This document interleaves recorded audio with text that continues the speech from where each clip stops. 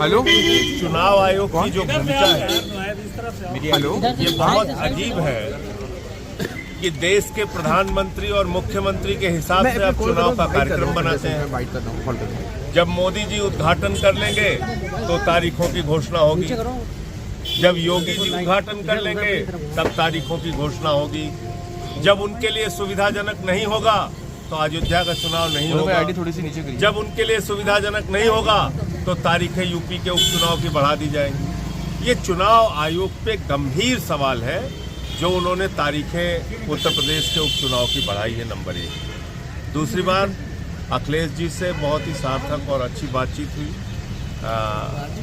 उत्तर प्रदेश के उपचुनाव में आम आदमी पार्टी समाजवादी पार्टी के कैंडिडेट्स के लिए प्रचार भी करेगी और जहां भी ज़रूरी हुई सभाओं में हम लोग जाएंगे भी।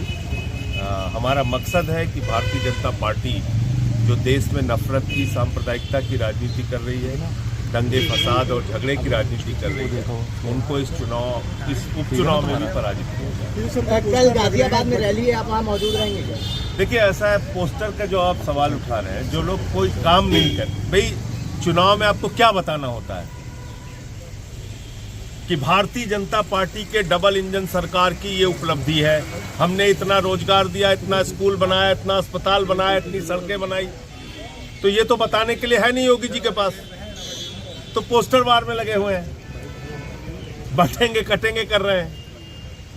आपने तो उत्तर प्रदेश को आज इस हालत में पहुंचा दिया है। थाने में देखो तुम कर क्या रहे हो। मोहित पांडे की हत्या हुई, थाने में अमन गौतम की हत्या हुई, एक पूर्व फौजी को पीटा जा रहा है रायबरेली के अंदर, 27,000 सरकारी स्कूल आप बंद करने जा रहे हैं, 26,000 सरकारी स्कूल आप बंद कर चुके हैं, बस अब ठीक है। ओबीसी आरक्षण को आपने खा लिया, जिसके कारण से नौजवान वो धरने पर बैठा हुआ है, आंदोलन कर रहा है कि हमारा आरक्षण हमको दिया जाए। तो ये पार्टी देश के संविधान को, आरक्षण को, लोकतंत्र को खत्म करना चाहती है।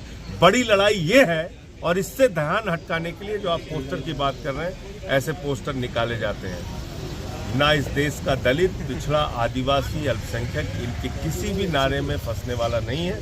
सब मिल के बीजेपी को हराएंगे। जो कह रहे हैं ना बटेंगे, तो दलित, पिछड़ा, आदिवासी, अल्पसंख्यक बिना बटे बीजेपी को हराने का काम करेंगे। पोस्टर में ये सरकार हिंदू जाति बटेंगे तो बांग्लादेश जैसे कटेंगे, इस तरीके की। देखिए, ऐसा है, हिंदू किसको मानते हैं? ये रामनाथ कोविंद जी को हिंदू मानते हैं?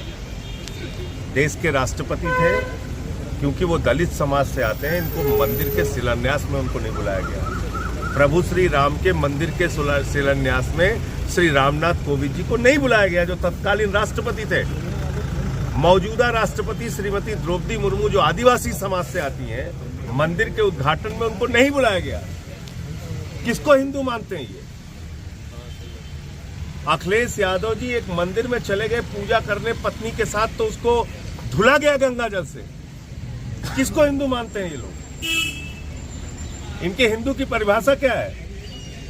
100 साल हो गए आरएसएस को बने हुए।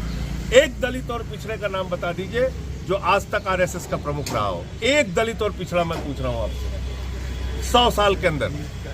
तो हिंदू किसको मानते हैं? बीजेपी वाले किसको हिंदू मानते हैं? पूछिए उनसे। महाकुंभ में भी विरोध हो रहा है, वहां पर